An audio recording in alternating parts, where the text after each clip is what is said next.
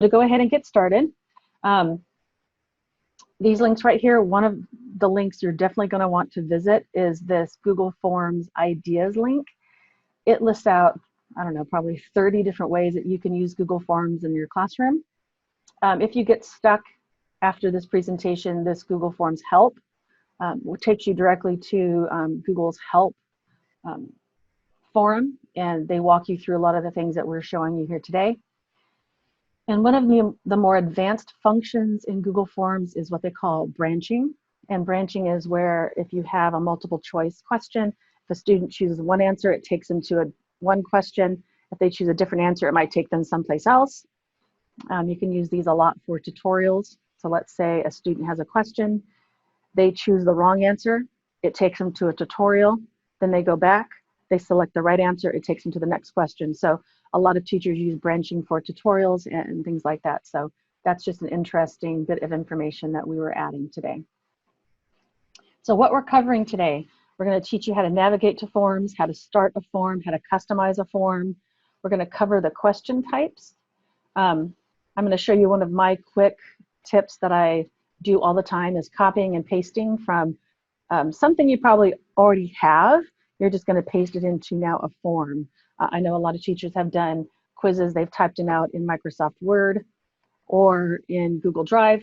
You can just copy that and paste it into a form so you don't have to retype. It saves you a lot of work on the backside. We're going to talk about the different form settings, how to preview a form or view a form, and then how to share that form and the different ways that you can share that form. And then we have a few little ditties for the end, looking at the students' responses. And then if we have time, we can cover a few extra little bells and whistles. So, all right, I'm going to go ahead and get started. The thing we're going to cover first is navigating to forms. And so we're just going to go at a very slow pace. I'm not sure if some of you are doing a split screen or if you have a second monitor attached and you're working along. So we're just going to take it slowly, step by step. And in case you're not sure how to do split screen, if Zoom is taking up your entire screen, you can hit that escape key on your keyboard, and that'll allow you to be able to shrink the Zoom window so you can continue to work in forms along with Sherry, just in case. And your forms in split screen, it will be all mushed up on one side. And so some of the options and things that we're selecting may be in a slightly different place. When you split screen with a form, it moves a lot of those tools to different areas of the page. So just be aware, they may not be in the same place. What I'm clicking on may not be what in the same place on your screen. So we're going to go ahead and navigate to forms. So of course you have to be sure that you are in your Clovis Unified account. So I always tell people just go to google.com, just open up a new tab, go all the way over, hover over that image, and if you see your at clovisusd.k12.ca.us email, you are in the right place. If you don't see that, you're going to have to then add another account or sign out and then click sign in to enter your credentials for your Clovis Unified account. So once you're there and you see that you are logged in as the correct person, now we're going to navigate to forms. And there's lots of different ways to get there, but here's just the simple one. You click on the waffle.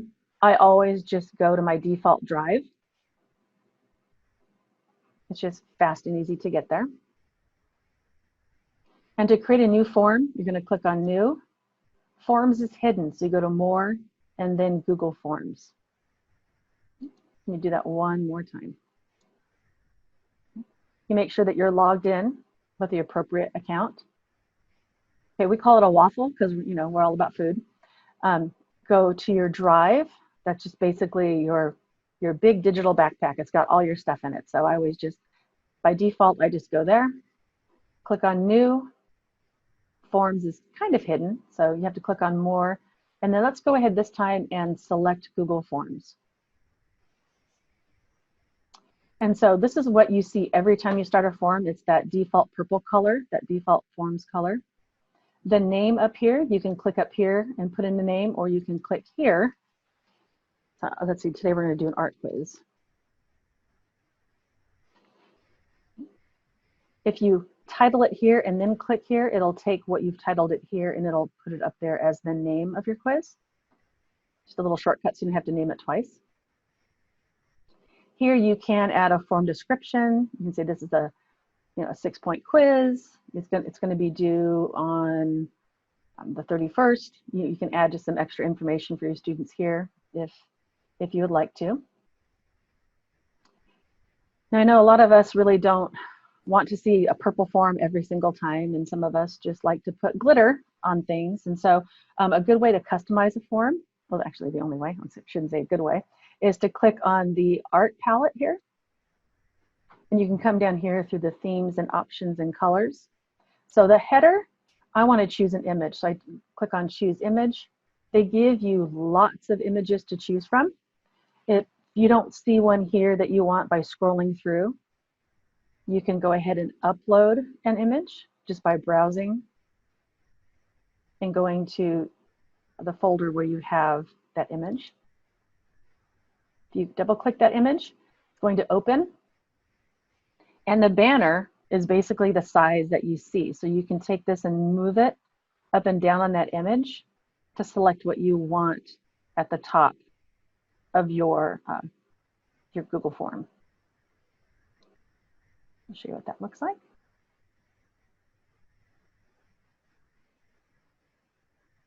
And so then what it does too, you may have seen that the colors here change.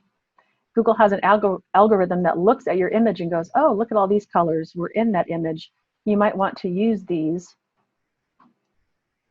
to keep it all looking nice with complementary colors. It's kind of slick.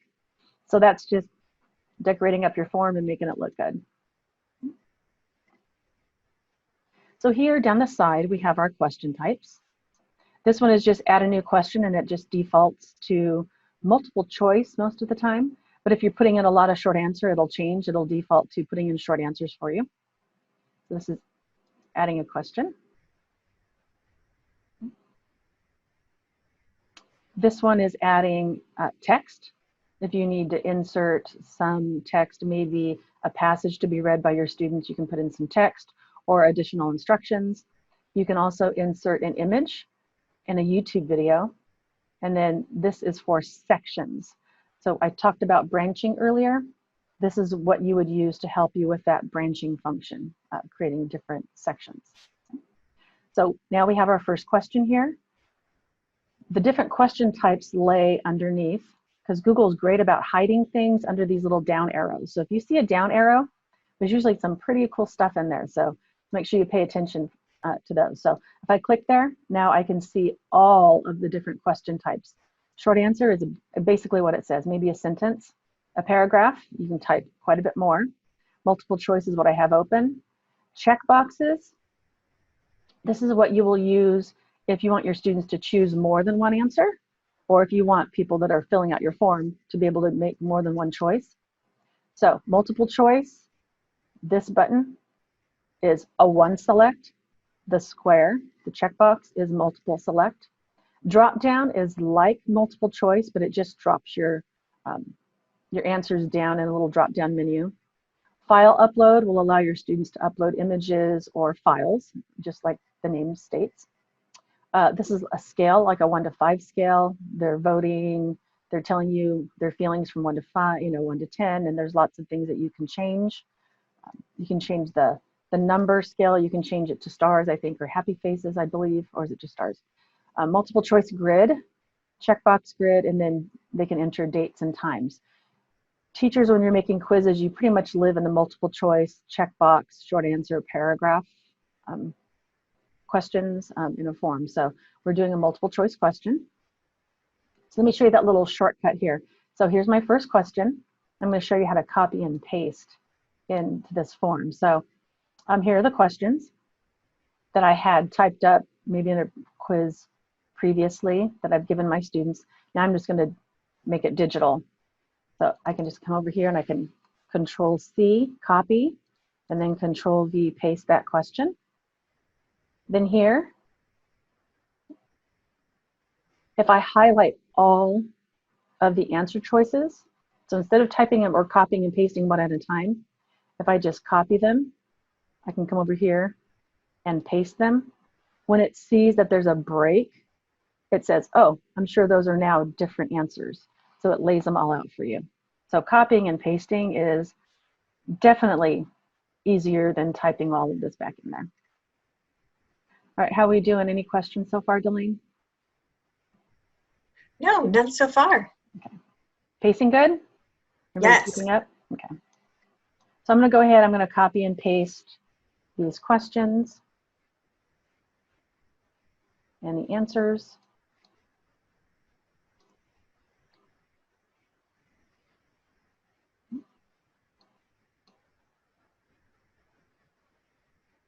So you see how my screen got smushed up a little bit when I went to, when I split my screen. So now down here at the bottom is where I have my question, adding my question. So this next one, type the 3 primary colors.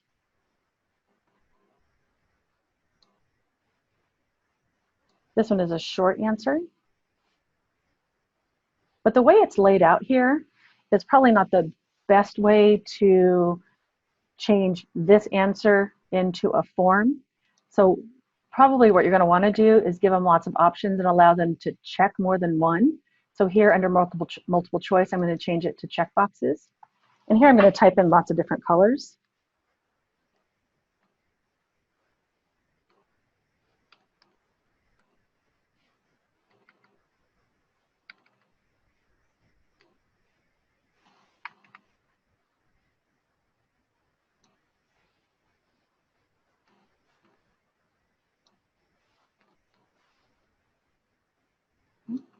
And the checkboxes are going to allow them to choose more than one. So where it says type the 3 primary colors, basically now, instead of typing, we're going to choose. So that's just a way to take a question that would normally, they would just write it out, and to change it up a little bit to make it, I guess, form friendly, so it will autocorrect for you. And then the one at the very bottom, we can just go ahead and make that just a short answer.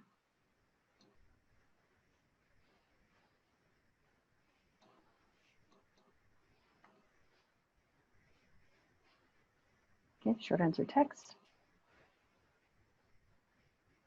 And so Delene, I can't remember if, I'm sure you know this, on the quiz, if I'm turning this into a quiz, do I need to make every answer required? It's highly recommended. Okay, I couldn't remember if we had to do that. Usually when you send a quiz out, the kids answer them all anyway, so come in here, go back to those questions, click on them and make them required.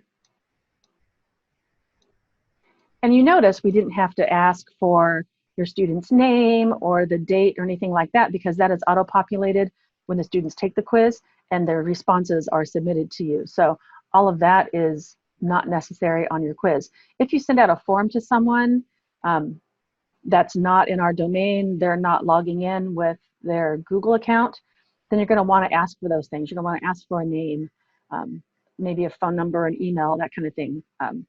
So just, this is going to be for quiz purposes, but if you use the form to just collect other information, you may want to include those.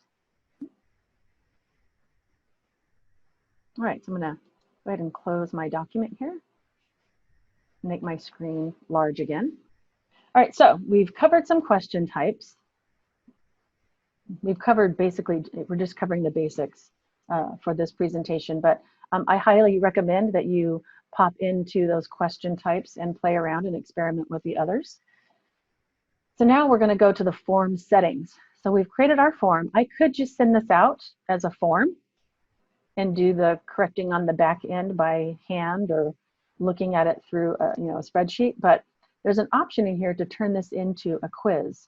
So if you click on the gear, right now it is just a general form. We're just collecting responses.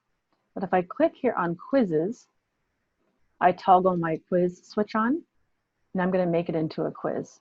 Okay, so if I scroll down here, if you have Chromebooks in your classroom, you can use the locked mode. That's in your classroom when your kids are back. Releasing the grade, I always click later after manual review. So you can go through, if someone missed something, maybe they just misspelled a word by accident, you can give them partial credit and then return it. Respondents can see when you return the quiz at the end. What do you want your students to be able to see when you return that to them? You may want to let them see the questions that they missed, but they see the entire question, and they can see what, what they missed, and they know what they answered. So I don't know if you want to show that or not. Or Correct take answer, screenshots. or take screenshots, yeah. Or just show them just the point values of what they earned. If you don't want them to see the quiz at all, just unselect all of it. Okay. And then we're going to click on Save. So now, with just a toggle, we've now turned our form into a quiz. Okay. So now you're probably thinking, well, how do I make it auto grade? Because that's kind of the point in a lot of this, is trying to save you some back end work. So how do you auto grade? So now that you've turned it into a quiz, when you click on the questions, you get some extra items, I guess you could say, that you need to fill out. So one of them down here is the answer key. And I'm going to have to start giving these questions some point values. So how are we doing so far on pacing? Are we good? Yeah, just a quick question about checkboxes, and we're doing good. Okay. So now I have my multiple choice. Multiple choice means I get to pick one answer. So down here on the answer key, I'm going to select down here. I can change the point value of this question. And then here's where I select the correct answer. And then what it does is it puts a green check mark by the correct answer. Once I'm done with that, I select done. So now you can see at a glance, I've selected my correct answer, and I've made it worth 2 points. And so you just come down for each question. So there's my correct answer, make it worth 2 points. So when we get to check boxes, this is where I can check more than one. So I know the primary colors are red, yellow, and blue. I'm gonna have to check. Click answer key first, red, yellow, and blue. And for this one, I'm going to give 3 points. So I know a typical question when you have a checkbox is, does Google Forms give partial points? And we don't have a good answer for that. Yeah, so on the front end, no.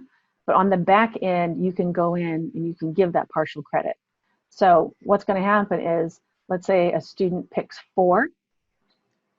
You can go in and change that response, because it's going to give them 0 basically, but you can give them maybe 2 points. You just tell them, oh, you picked 1 too many. Or if they only picked 2 of the 3, you can give them partial credit. Okay, great question. Now, something for a short answer, like what shape do we call a ball? So if I'm going to put in some answers, you have some, I'm going to make this worth 2 points. So what you can do is type in the different ways you think the students will spell the word sphere.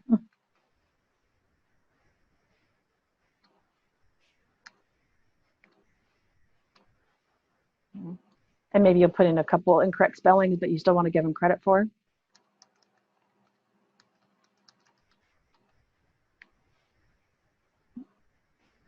If you don't want to give them any credit for misspelling, you can just take those out. If they don't spell it exactly like this, it'll mark it wrong, and you can go in and give them partial credit later if you want. Okay. And caps matter in this one as well. Yes, capitals do matter. I can't talk today. So mark all other answers as incorrect. You can go ahead and select that. I give it a point value. Now I am done. So now we've created basically our first quiz. Okay, so any questions so far? Yeah, Sherry, I have a quick question for you. Mm-hmm. My computer turned off, right? No, You're getting through that.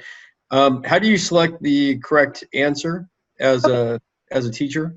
So here in the gear, under the gear, we had to toggle on quizzes. We had to tell it to make this a quiz. Okay? So once we've told it that we want to make it a quiz, when we go back to those questions that we've entered on our form, it gives us this little answer key portion down here at the bottom. So when I click on answer key, then I can select the correct answer, and I can change the point value. Oh, perfect. Okay. Great review. Thank you. That's a good review Thanks. for everybody. Yeah, you're welcome. So any other questions so far? No, I think we're doing great. Yeah, we're popping right along. So we always say before you push anything out or you share it with anyone, always just take a look at it. And so Google calls previews, they call it the eyeball. They put a little eyeball there. So you can take a quick look at it before you send it out. So this right now is our quiz. When you turn a quiz on, it automatically collects email addresses and it timestamps the entries. So now that's a quiz. You can see that if I take this quiz, it's going to record my email as the person taking the quiz. So come down here and look. Are all of them set up the way I want them? It looks good, and there's a little submit button at the bottom. So your quiz is basically done. So now you're probably asking, well, how do I get that to my students? Well, Google has a million ways to do everything. So you can just click on send and copy and paste the link. You can take this link and paste it into an email. You can click on send and copy that link and post it into a Google Classroom.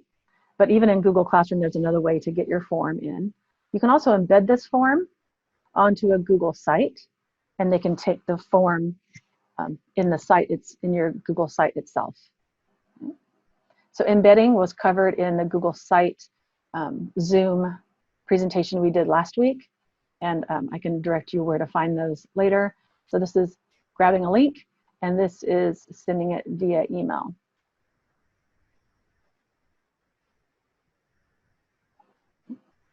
If you want to add collaborators, not there. If you are working with another teacher and you want them to also add questions or take questions away, make a copy and that kind of thing, you can add collaborators here. Under it, they call it the 3 olives. Of course, it's all about food. 3 olives, down to collaborators. And you can give people access. So down here, I'm going to give Delane access to my Google form. I'm going to give her editing rights. Okay. I'm also going to send a copy to myself, so I remember that I gave her editing rights. And if I want to, I can add a little message.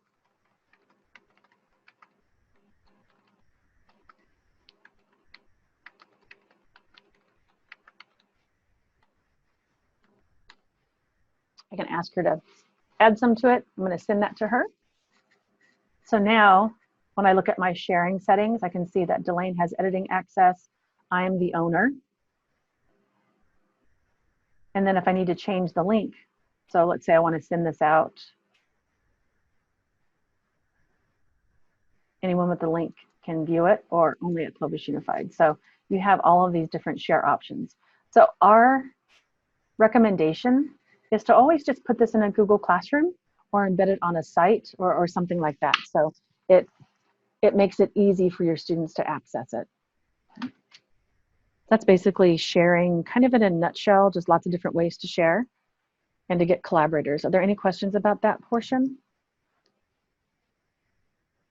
Just a quick question about sending a mass email and the fastest way to get that done.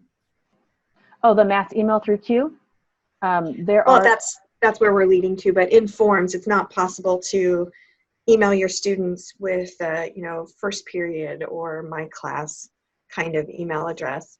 Yeah, you would have to basically type in every single email address and that kind of thing. So it's usually best to do a mass email maybe through Q, but even that is getting super bogged down. So your best bet would be to have a Google Classroom.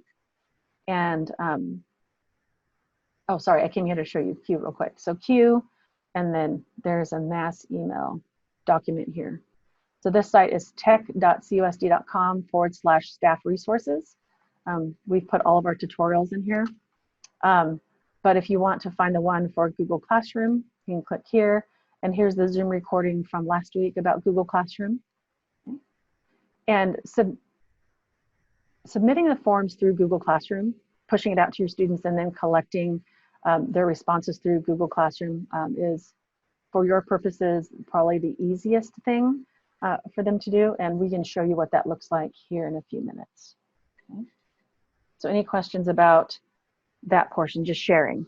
And we'll show you in a like a mocked up classroom what that looks like here in just a few minutes. So I dropped in the link for tech.cusd.com/staff resources in case this is the first time you've had an opportunity to see all that hard work that they've put together for us. Yeah, perfect. Okay, so this is the one we made together. I'm going to open up this one. Okay, so here's the art quiz that we created. On the back end, once you're done, when the students have submitted, you can go to their responses tab. And so you can click here on a summary and see how they answered. You can see the different answers. You can see their average. You can see who selected the correct answers and which incorrect answers were submitted by what percentage of your class. And you can see all the responses that were listed out for those written out assignments, written out questions too. If you want to grade by question, this is pretty new. So it'll show you the question, it'll show you the answers. So basically, all your students so far have picked Leonardo da Vinci as their first answer, or one picked Vincent van Gogh. So that's question 1. I go to question 2. I don't see a second one, so everybody picked Hugh on number 2. Number 3, we had some different selections here. So originally this was 0 because they missed one, but I went ahead and I came down here and I changed the credit that was given. I gave them a 2, and when you change that, you have to click on save, and what that does is it gives them partial credit. It gives every student that answered like this that partial credit.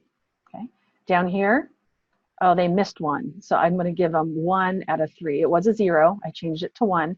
So any student that answered this way is going to be getting 1 out of 3 points. That's kind of a quick and easy way to just change point values for incorrect answers. Then here on the individual tab, if you want to take a look at how they answered individually, you can scroll through by student. So here's a list, your list of students here. You can go down through your list of students to see how they answered. Okay.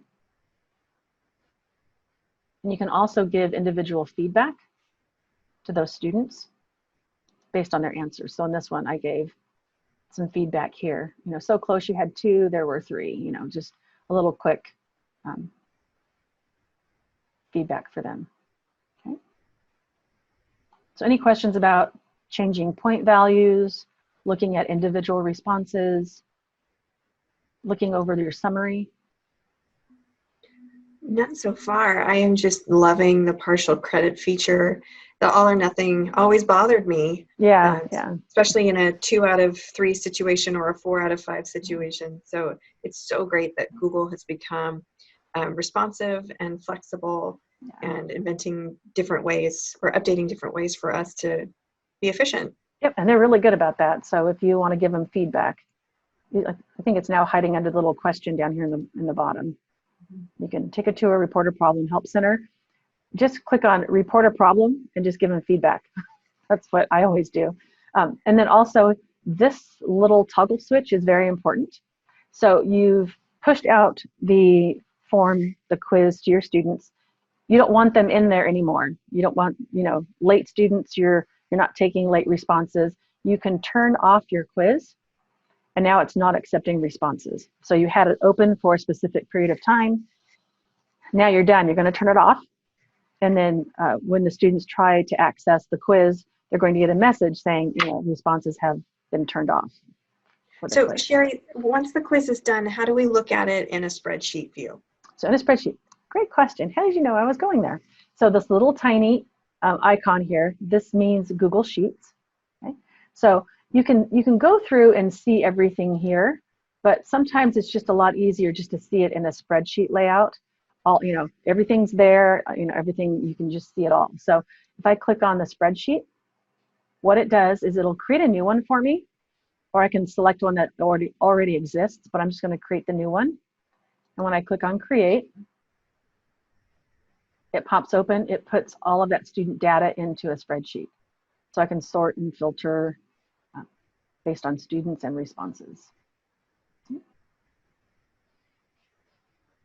And there are also add-ons here, like Flubaroo. I know it's a super funny name, but it'll grade it here for you too. And it'll give you your students' scores in the spreadsheet. So that's, you can maybe play around Flubaroo later on if you would like, but that's one that will grade from the Google Sheet.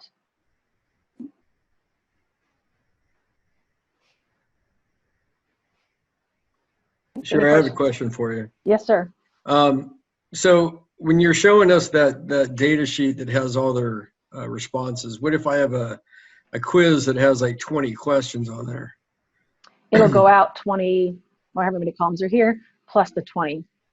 Okay, so is is there a shortened, I guess, grading sheet that shows, or a data sheet that just shows the student's name, how many they received, and a percentage, and that's it? Is there something like that? So if you put in that add-on, that Flubaroo add-on,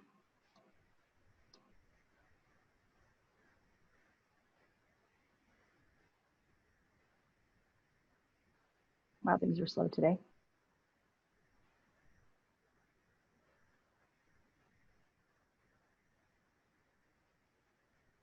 If you need instructions, they're here. Okay. But once you turn it on, you go back up, go back to Flubaroo, and you click on Grade Assignment.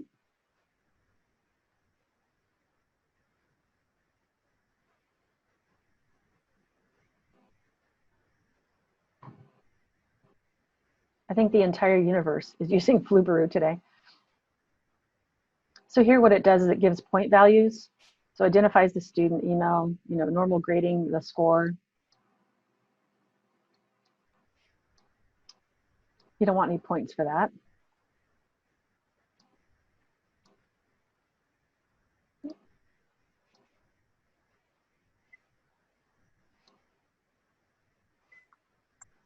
Skip that grading.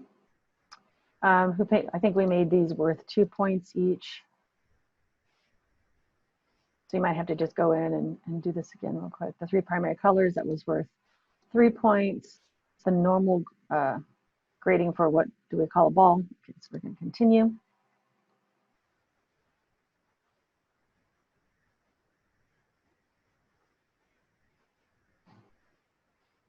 So usually with Flubaroo, what the teacher will do is you will take the quiz, you will put in all of the correct answers. So then on this section where it says, which one do you want to use as the answer key, yours would be listed here. But just for the sake of timing today, I'm just going to select, I'm going to say that this student right here received all the correct answers. So it's going to grade everybody against what this student entered. So I'm going to click on continue. It's going to grade your assignment.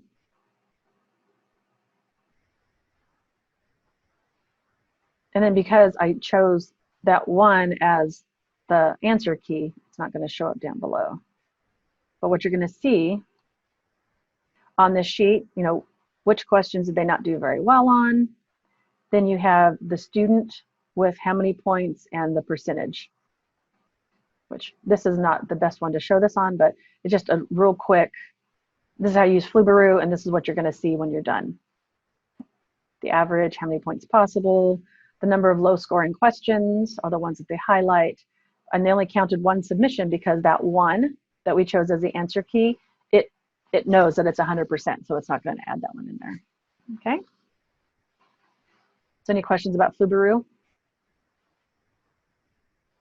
Just one to find out how we get it installed, and because it doesn't come with our accounts. No. So when you're on your student submissions page, you go to add-ons and you say get add-ons. And usually Flubaroo is the one that shows up first because everybody uses it.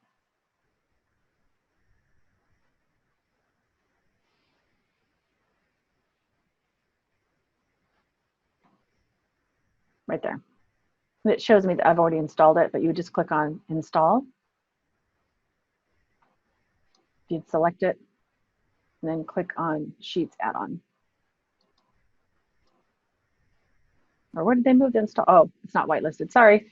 So yes, our district, what we did was we turned off the App Store, like just opening up the App Store, because there's quite a few out there that are malicious.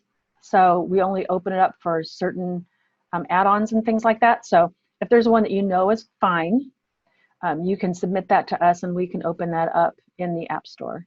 So if you get one that says that doesn't give you an install button, you can, let's see if this one gives me one. Nope.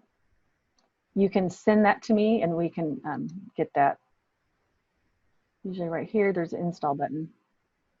What have they done to the App Store, Delane? They changed it. Well, it's a big blue bar. Yeah. You can't really miss it. So open up one of these, and do you see where it says unavailable for install in the gray area? Yeah. It is a really big blue bar that says install. Yeah. So basically you can't install anything. But yeah, so if Right. you find one, and the way we know, the way we know the app is good, you look at the users and then you look at the rating. You definitely don't want to use something that has very few users and a very low rating. So you just have to just pay attention to those. Um, so you know you're getting a quality product that's probably not very malicious. Okay. So once you do that, add-ons, and then get add-ons, and then it takes you to the store. And then somewhere in here, there's an install button for those that are whitelisted into our app store. Okay, good question. Okay, any other questions about that portion? None in chat, so open-ended for everyone if you'd like to open your mic and ask. I was actually wondering if you make changes to your, okay, if other people fill out the form later on and you have already looked at it in Excel, when you, I don't know what I'm asking, hang on. Oh, if a student takes it after you've already fed the data to the sheet? Yes, yes. Yeah, it auto-populates. Okay, that's So, what I was wondering. Yeah, so if someone came in, like I didn't turn this off, I'm like, oh, I Yeah. forgot to turn it off, and I got 3 other kids. You'll have to regrade in Flubaroo if you've done that, but the responses automatically get fed to that spreadsheet. Okay, okay. Yeah. So instead of selecting make a new spreadsheet, I would open it in, is that right? Open with an existing spreadsheet? Yeah, so here, when you come here, because now they're connected, Okay. when you first click on this little sheets icon, it creates a new sheet and links it. So then after you've done that that first time, when you click on the icon again, it just automatically opens the sheet that's now linked to your form. Does that make sense? And if additional students have taken the quiz, they would just be listed down here. Now on your Flubaroo, if you've already graded, they won't automatically show up. You'll just have to regrade. Okay. So So if we're talking about like student awards and collecting information about student awards, that's more my realm. Okay. Then every time you pop in, if a teacher responded 24 hours after a previous teacher, it'll continue to populate in the same spreadsheet. Yeah. Okay. And if you were to build in formulas to add up how many of which award I need to order, those formulas will update as well. Exactly. Okay. Perfect. Thank you. All right. So any other questions about that so far? You're good? Okay. So about putting it into Classroom. So I have a little mocked up classroom. I'm gonna have to change my my screen here real quick.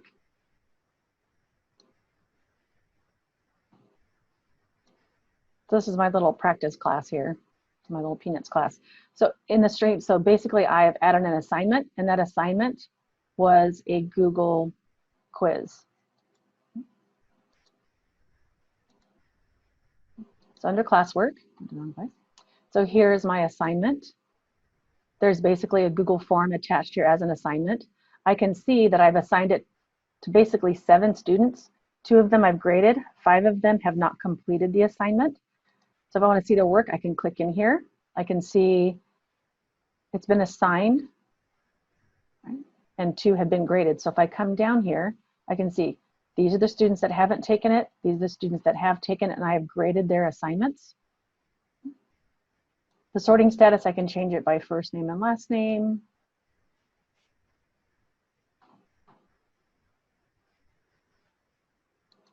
Or by the status of if it's finished, completed, or not completed. In here too, I can also import the grades from this form. So once I've gone into the form and I've given them credit, partial credit, I've left comments, I can now import the grades. And when I select import grades, in the grades section of Google Classroom, it lays it out, and you can see what they've scored.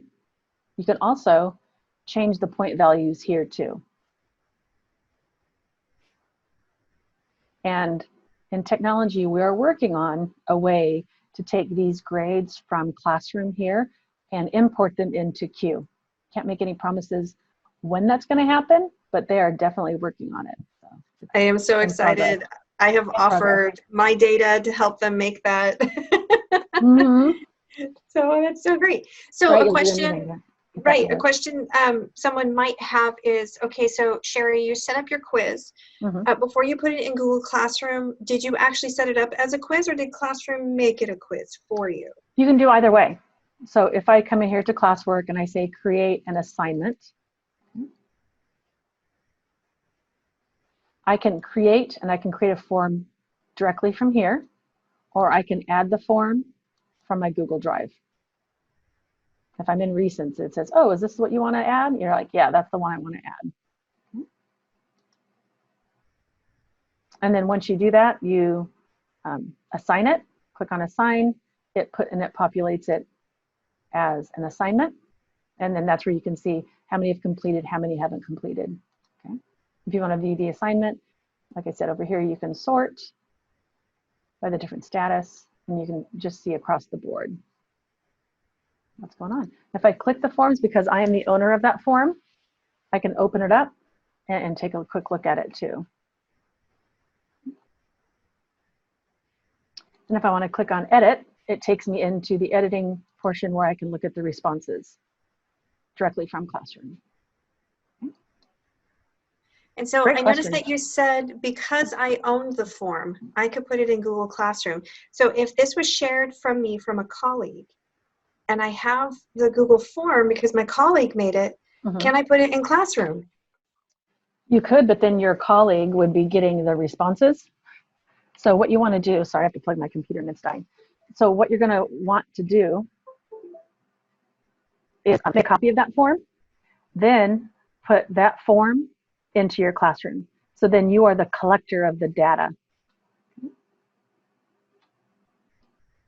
Does that make sense? Yes, just a heads up about using borrowed forms. Yeah, just a heads up. Because there is, it does have a tendency to be a problem. Yeah, we've been there, we've done that. Yeah, been there, done that, made that mistake 1,000 times. So. So could you show people how to make a copy of a form that a colleague made? Yes, if I had one that was shared with me. Let me change my screen here. I don't know, nobody shares with me anymore. Let's see. Oh. Let's see here. Let me see if I have. Even if it's not shared, it's the same process to make a copy of your own stuff. Yeah, absolutely. Let me pop into my drive here real quick. And I'm going to do a quick search for forms here. I will admit to year over year doing the same process because I don't want last year's data to go into the same spreadsheet as this year's data. It. Yeah, the type, I'm going to say forms. I'm going to search, so all my forms will show up. Recycling's the best. Yeah, it definitely is. Okay, let's say I just have this worksheet here real quick. So if I just look at it, like I know that's the one I want. If I just right click, I can come down here and do make a copy. If I want to look at it first, I can open it. And then those things hide over here. Make a copy. You make a copy, title it with the New Year's date, or however you want to name it. Because when it makes a copy, it's going to say make a copy of worksheet, copy of worksheet. So make a copy, rename it, and then you are good to go. So I'm going to make a copy. So click on make a copy. It says copy of worksheet, but instead of it being so generic, I will put the date. So this is 3/2020. I can choose what folder I want it in my drive. So kind of keeps your things organized on the front end. Click OK. Then what it does is it opens up your copy. So this is the original, and it's loading my copy. Great question. Okay. Any other questions about that? I have a question, not necessarily about that. But I'm a Math 1 teacher, and they decided to have like one Math 1 teacher make a Google form for like a Okay. quiz at the end of each week. Mm-hmm. And then he shared the Excel with us. So I can see a list Oh, okay. of like all the students' responses, but so my students are mixed in with all the others. Yes. And I'm like, oh man, this is gonna be a pain in the butt to like go in and grade, because it's all mixed up. So like if I could copy and paste like a list of my students, is there a way to then like do the Fluber thing and Yeah. grade that? Mm-hmm. Yeah, you can. So when they share that sheet with you, you filter to only your students or sort to only your students, copy them, paste them into a Google form, add that Flubaroo add-on, and then you can grade them that way. In Flubaroo, like you showed us how to change the point values, but can we also like collect the right answers? Because I know you clicked on like, oh hey, since I took the quiz, I can just use mine as the answer key. Yeah, so basically you will have to put in an answer key for that quiz. So you can either just type it on the sheet itself, or you can have the teacher that's giving the quiz say, hey, I'm going to take the quiz because I want my answers to be in, I need the answers to be in there so I can grade it. And then you can get it graded that way. Okay. Question, yeah. You definitely need, though, a reference for Flubaroo to reference to compare to give it a grade, to check it as correct or incorrect. Okay. Good question. Sounds great. Thank you. Oh, you're welcome. So any other questions so far? No, all quiet on the chat. Okay. So there's another little ditty in here I would like to show you. It's just good to know that it's there. Not a lot of people use it, but they are there. So when you're in your Google Drive, and if you go to New, More, and Google Forms, if you click, like I said, things hide under those arrows. You can start a blank one, or you can choose a template. So in the template, they give you some very basics, t-shirt sign up, party invite. And if you just click it, it just makes you a copy. Or you can start a blank one from here. Also, Clovis Unified School District has a template gallery. So if you click here, somebody put an audio quiz template in here, but you can submit one. So if it's something that you and your group are using over and over and over again, instead of having to share and that kind of thing, you can just submit the template and it'll sit here. And whenever you're ready to use it, you can just click in here, select it, and it just makes you a copy automatically. And you just go in and change whatever you need to change within that form. We used to, a long time ago, have hundreds, and then Google Forms changed things up, wiped out our template gallery, and then people didn't go back in and put their templates back in here. So we're hoping that maybe you will start that rush again and start putting your things in there. Okay. So just let you know that the templates are there for you to use. All right. So any other questions so far?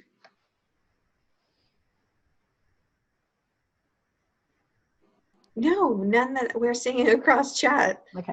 So I'm going to show you a little quick trick for those that are using math with Google Forms. If you do some math in your class, let's open up this one here real quick. And I'm going to add a multiple choice question here.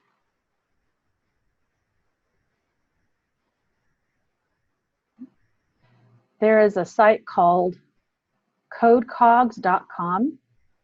And it gives you a mathematical, I guess, keyboard. Is that what you call it? I think that's what you call it.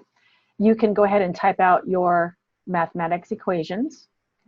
Then if I right click, once I'm done typing it in, and I say copy image address, when I come back to my form, if I click on the picture and then by URL, I can paste that here.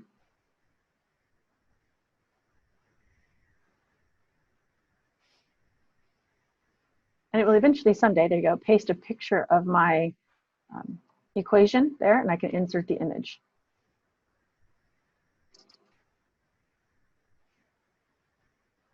Someday. Stick mine at the bottom. There we go. So then there's my equation. So when I look at this form, I see my equation there, And then underneath the options, I would do the same thing. I would go through that same process with the editor. I would right click on it. I would copy the image address. I would go back. And then here under option, instead of pasting it here, you click on the image. Then it's by URL and paste it in there.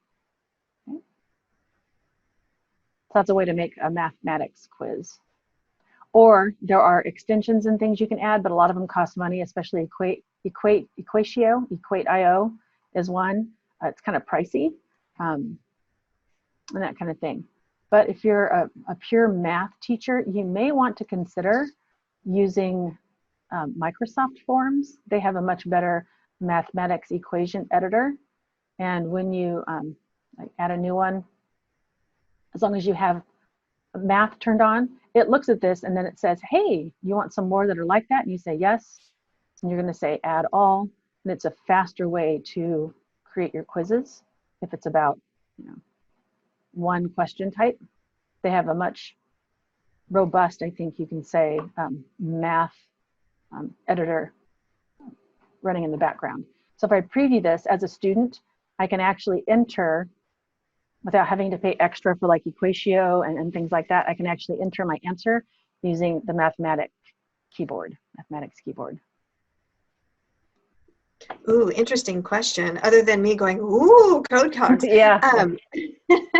Do you know if there's an equivalent one for music terms or musical symbols? That would be amazing. Wow, musical terms and symbols. You know I what? haven't run across one before, but No. But if you, I guess you could snip. So if you screenshots, have, yeah. yeah, you might have to do a little snip, like a little screenshot and save it, and then put it in your quiz. So when you're in the quiz itself, where'd my quiz go? When you're in the quiz itself, and you add that question,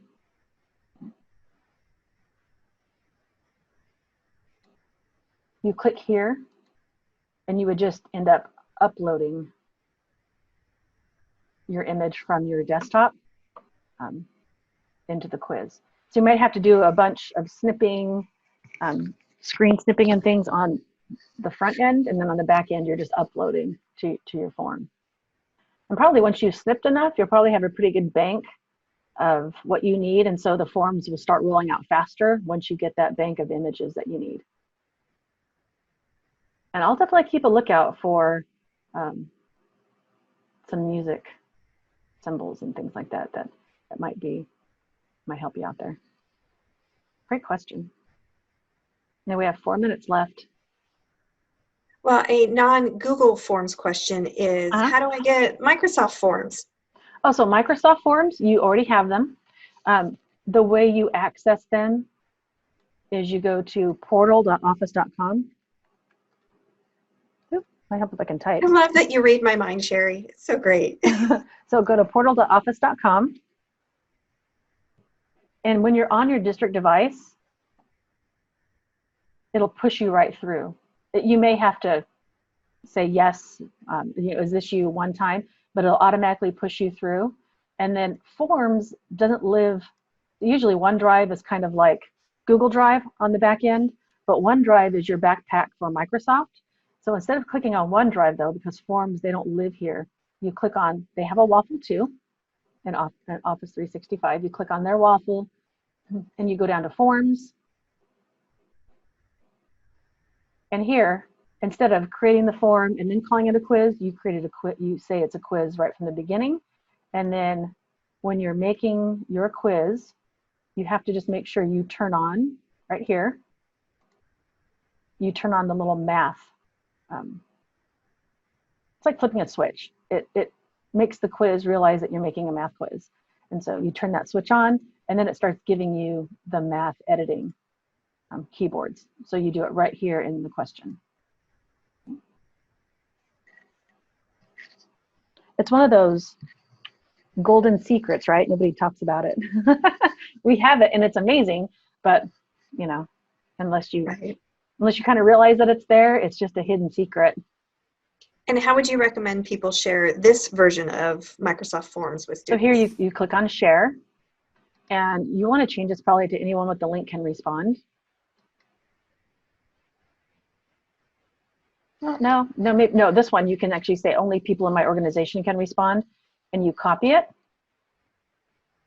And then you can paste that into an email. You can actually put that link in your Google Classroom, and then they can go ahead and sign in and do that. Now, to sign in for this form completion, if you're requiring them to sign in and it's a quiz, their email is slightly different. So Google emails are first name, last name, probably 001 at cusdstudent.com.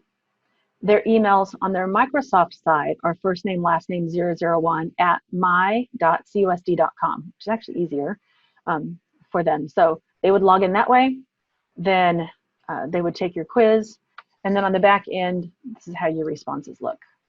They look a little bit different, but it kind of gives you the same information. You can go through and see the correct answer and how many of them responded correctly or incorrectly to that question. If you want to review their answers individually, you can toggle through your students this way, or you can go through each individual question, kind of just like in Google Forms. The layout is just slightly different. Okay?